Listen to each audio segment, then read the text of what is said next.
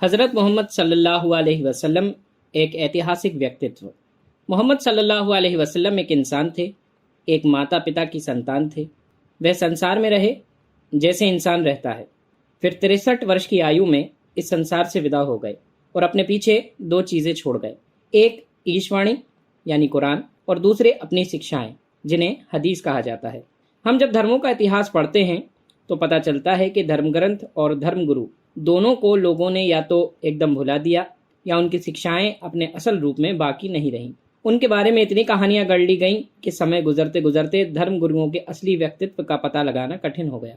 इनमें से कुछ तो इतिहास पूर्व के लोग भी थे, लेकिन मोहम्मद सल्लल्लाहु अलैहि वसल्लम के साथ विशेषता यह है कि उनके द्वारा लाई गई किताब कुरान एक अक्षर के अंतर के बिना इस संसार के कोने कोने में मौजूद है और स्वयं सल्लल्लाहु अलैहि वसल्लम का पूरा जीवन और पूरी शिक्षा सुरक्षित है।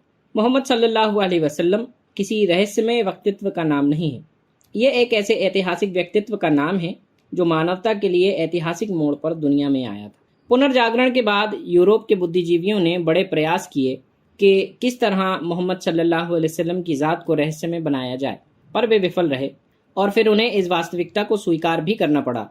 थॉमस कार्लाइल ने कहा, इस व्यक्ति यानी मोहम्मद सल्लल्लाहु अलैहि वसल्लम के चारों ओर झूठ का जो ढेर इकट्ठा किया गया वह स्वयं हमारे लिए अपमानजनक है। हजरत मोहम्मद सल्लल्लाहु अलैहि वसल्लम एक पूर्ण व्यक्तित्व के मालिक थे।